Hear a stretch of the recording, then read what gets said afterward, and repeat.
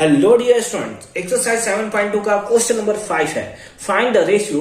फिर अगेन हमें क्या फाइंड आउट करना है? क्वेश्चन नंबर 5 में हमें फाइंड आउट करना है रेशियो। क्वेश्चन नंबर 4 में भी आप देखोगे तो रेशियो फाइंड आउट करना था, ठीक है। In which the line segment joining the point इतना एंड इतना is divided by the x axis, also find the coordinate of the point of division, ठीक है। तो इस टाइप का क्वेश्चन हमने एग्जांपल में कर रखा था। अगर आपने एग्जांपल का सॉल्यूशन देखा होगा तो आराम से इस क्वेश्चन का सॉल्यूशन कर सकते हो। फिलहाल हम लोग समझते हैं ये क्वेश्चन आखिर कहना क्या चाहते हैं। आपने इस टाइप से पढ़ रखा होगा linear equation in two variable में ये एक्स एक्सिस होता है एक्स डैश, ये वाई और ये वाई डैश, ठीक है। हमसे दिया हुआ है कि फाइंड द रेशियो, ठीक है। रेशियो तो फाइंड आउट कर लेंगे। द लाइन सेगमेंट ज्वाइनिंग इतना एंड इतना is divided by the x axis, यानी कि लेट अस सपोज ये पॉइंट है, ऐसे पॉइंट है, ठीक है, ऐसा पॉइंट है और ये हमें कोऑर्डिनेट दिया हुआ है। लेट अस सपोज ए कोऑर्डिनेट है, ए कोऑर्डिनेट हमें दिया है दैट इज 1, -5। ये आप ध्यान नहीं दोगे कि यहाँ तो सर प्लस होता है, कुछ भी होता छोड़ दोगे, ठीक है। बस आप समझोगे क्वेश्चन क्या है।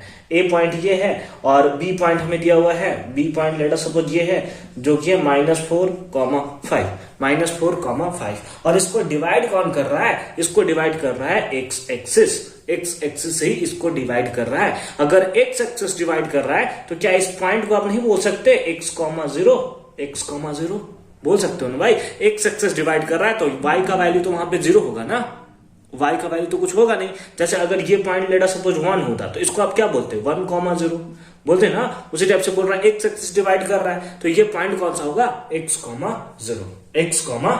समझ में आ रही है बात? समझ में आ रही, ठीक है। तो इस टाइप से अगर आप समझ के करोगे ना तो क्वेश्चन जो है एकदम इजी फॉर्म में आपको समझ आएगा, ठीक है।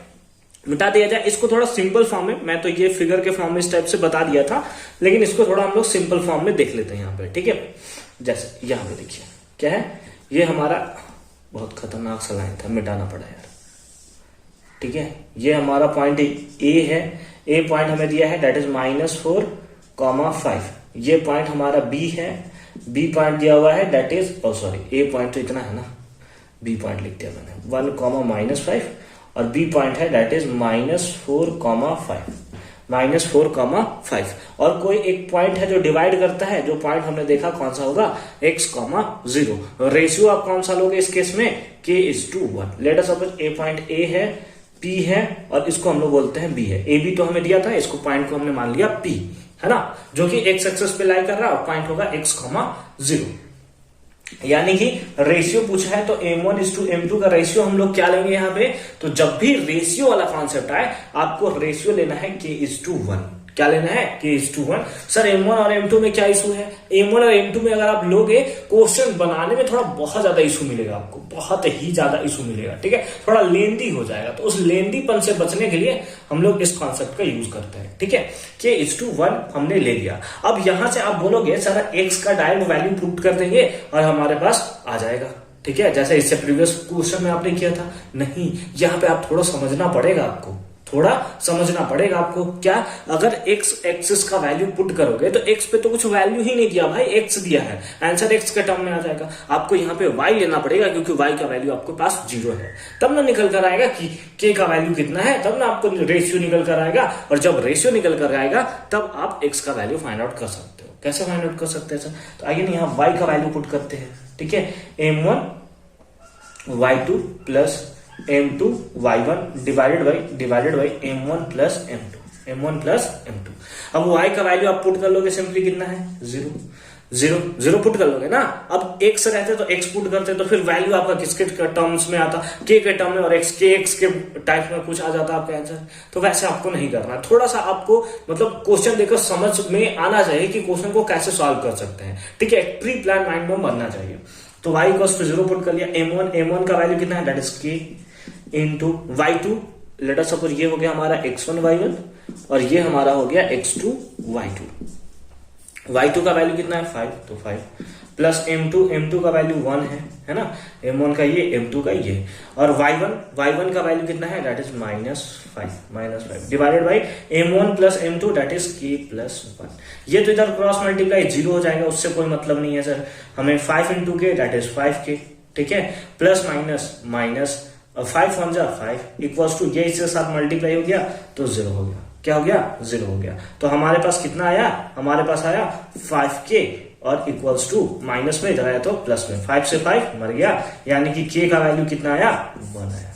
k का वैल्यू कितना आया 1 आया। ठीक है, k का वैल्यू 1 आया।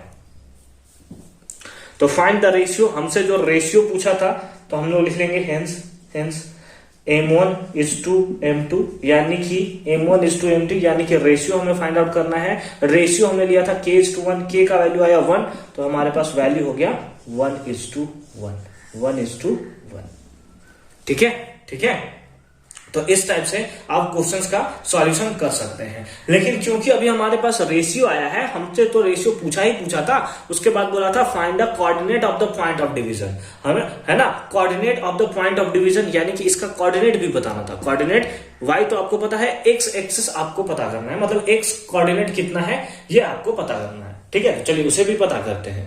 उसके लिए सिंपली हम लोग क्या करेंगे, नाउ हमें कौन सा एक्स एक्स चाहिए, एक्स एक्सेस, एक्स का फॉर्मूला लगाएंगे, क्या होगा m1 x2 plus m2 x1 divided by m1 plus m2।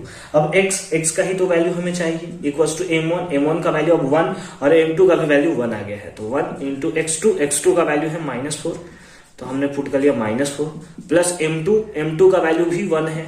ठीक है, इंटू x1 का वैल्यू कितना है, that is 1 divided by m1 plus m2 1 plus 1। ठीक है, तो x इक्वल्स टू कितना आ रहा है -4 और 1 जा 1, है ना, ये मेरा 1 2 के जैसा दिखता है ना, बहुत लोग कमेंट करते हैं सर आपका 1 2 के जैसा दिखता है, तो 1 1 है। ठीक है, डिवाइडेड बाई 2, तो x का वैल्यू कितना आया, दैट इज -3/2। तो एक आंसर तो आपका ये रह गया।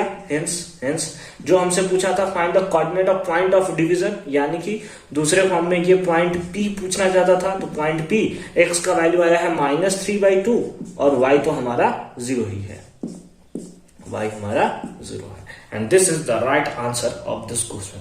आई होप कि ये क्वेश्चन आपको अच्छे तरीके से समझ में आया होगा। मिलते हैं आपसे अगले वीडियो में, दैट इज क्वेश्चन नंबर 6 के सॉल्यूशन के साथ। अच्छे से पढ़ाई करते रहिए और अगर किसी टाइप का डाउट है कमेंट सेक्शन में जरूर बताएंगे।